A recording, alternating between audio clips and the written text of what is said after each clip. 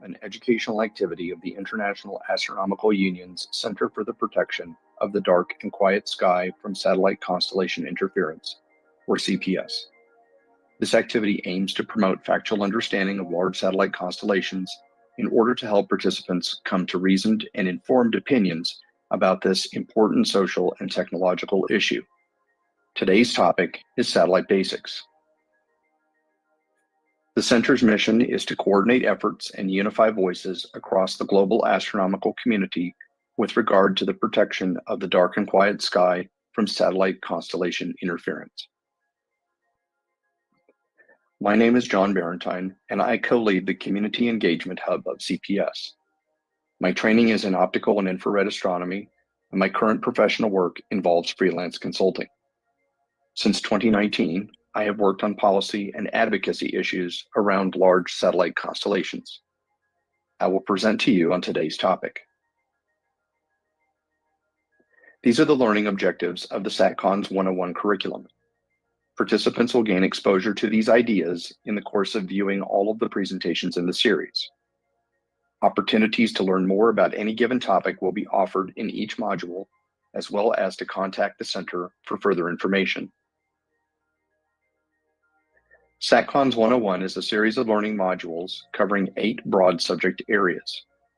Each module is a short, self-contained video presentation covering one of the subject areas. They can be viewed individually or in any combination up to the full set. Viewing all 8 presentations constitutes exposure to the complete SatCons 101 curriculum. Today, we will focus on the topic of satellite basics. In the next few minutes, I will discuss each of the following elements that relate to the topic of this video. The Soviet Union launched the first artificial satellite into space in 1957. The earliest period in the history of spaceflight in the late 1950s consisted of tests of satellite technology. Uses of satellites then spread into the realm of communications with the launch of the Echo 1 satellite in 1960. In the same year, applications of satellite technology branched into Earth observation. The Tyros 1 satellite sent back the first television footage of weather patterns seen from space. 1964 saw the launch of SYNCOM-3, the first satellite placed into a geosynchronous orbit. This position allowed the satellite to dwell in a stationary location over a given region of the Earth. Military applications of satellites were also realized early on. For example, between 1961 and 1963, the U.S. military conducted Project West Ford, which aimed to alter the properties of the Earth's upper atmosphere. Since the launch of Sputnik 1 in 1957, over 11,000 satellites have orbited the Earth. The number of active satellites increased sharply in 2019 with the arrival of the era of large satellite constellations. Previous attempts to operate satellites as communication networks involved small groups of less than about 100 objects. New uses of near-Earth space, backed by private commercial interests, envision much larger groups. Some proposed constellations would consist of tens of thousands of satellites. Such large groups are thought to be necessary to achieve high-speed connectivity across the entire Earth. This represents a model of utilizing Earth's orbital space in a manner never before attempted. Satellites and other spacecraft must operate reliably in the environment of space. It is a harsh place subject to extreme conditions. The factors include a high vacuum, energetic particle radiation, and harmful X-rays and ultraviolet light emitted by the sun. Also, a steady rain of tiny meteors from space can erode satellite materials. Spacecraft engineers must therefore design the mechanical and electronic systems of satellites to survive constant exposure for many years. In addition, the Earth's atmosphere presents a risk to satellites. Although very thin at the altitudes where satellites orbit, the atmosphere is still present. Each air molecule that collides with a satellite exerts a small force that opposes its motion. Over time, these infrequent collisions eventually slow down a satellite in its orbit, unless the satellite uses some of its fuel to boost itself back to the desired orbit. Absent such periodic boosts, the satellite slows and loses energy, causing the altitude of its orbit to drop. As it descends deeper into the atmosphere, the forces increase, lowering the orbit further. Eventually, a satellite reaches the lowest possible altitude and falls back to the Earth. Satellites in lower orbits, closer to the Earth's surface, will fall back to Earth much more quickly than satellites in higher orbit. When satellites fall back to the Earth, they usually burn up in the atmosphere, but sometimes larger pieces of debris may reach the Earth's surface. Collisions with large objects can damage or even destroy satellites. Although the distances between objects orbiting our planet are often large, sometimes they approach each other very closely. When the separation between objects becomes smaller than the physical size of each, a collision results. Satellites can become targets of space debris, ranging from discarded rocket stages to the products of other collisions. Direct collisions result in clouds of hundreds to thousands of pieces of new debris. As the fragments spread out along new orbits, they threaten other objects. These fragments can remain in orbit for centuries before they fall back to the Earth. Until then, they threaten many other satellites with new collisions. Perhaps the most famous example of this is the 2009 on-orbit collision between the Iridium-33 communication satellite and the defunct Russian Cosmos 2251 satellite that produced over 2,000 large debris fragments.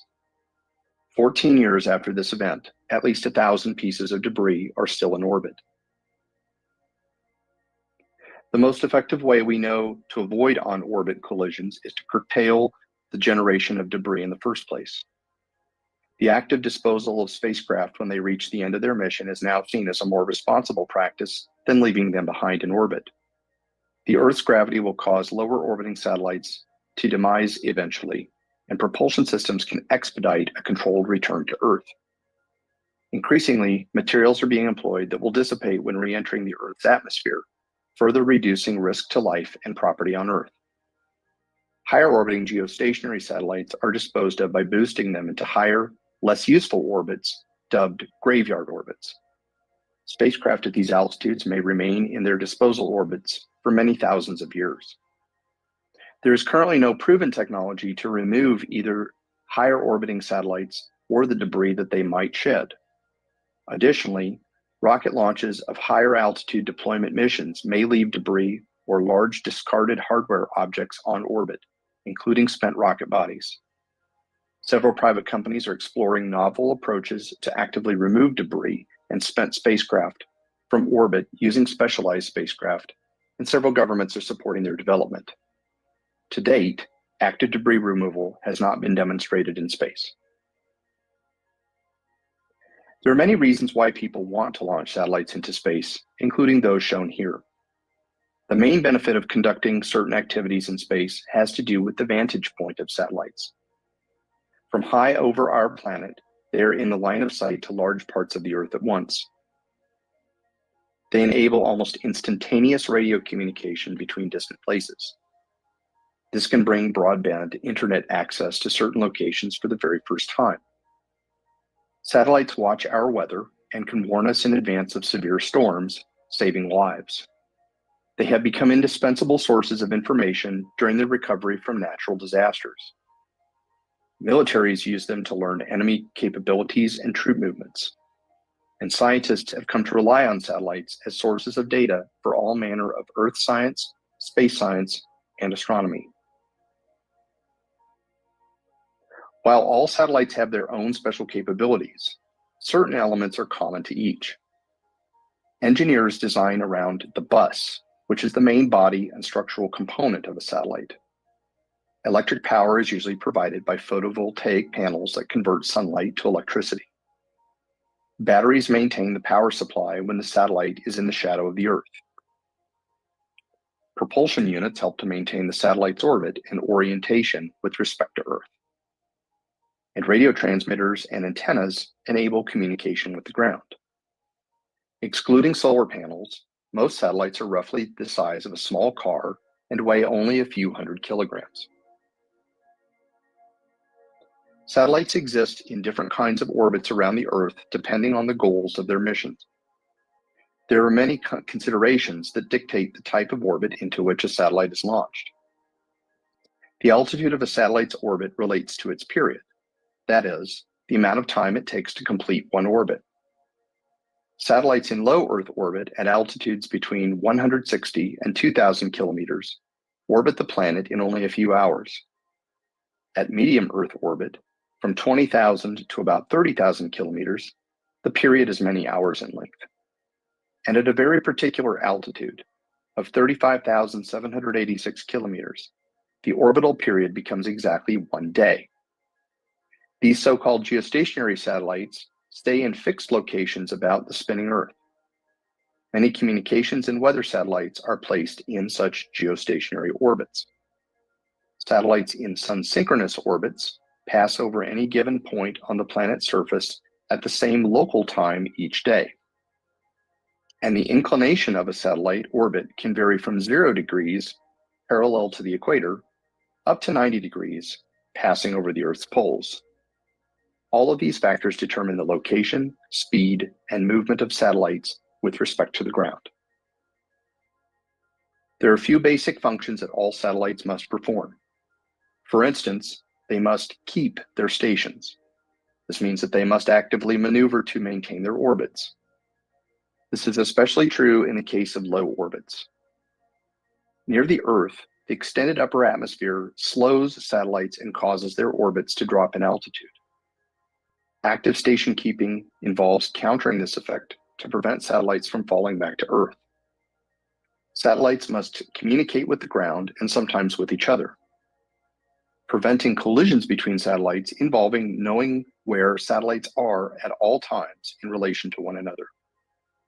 Collision avoidance sometimes means that satellites must change their orbit slightly. They are also subject to the influences of the space environment. Conditions in space are unlike those on Earth, so satellites must be designed to withstand them. Adverse space weather events, like solar flares, can cripple or even disable satellites. $500. That's all it takes for you to partner with the world's richest man, Elon Musk, on what I believe will be the biggest AI project of the century. You don't need to have connections in Silicon Valley, and you don't need to be an accredited investor, and you definitely don't have to be rich. Like I said, you can get started with as little as $500, and it could be as easy as buying any other stock. Each satellite, whether or not it is part of a constellation, experiences a sequence of events that we can describe as a life cycle. It begins with the design of a satellite, which determines its purpose and the capabilities it must have in order to achieve certain goals.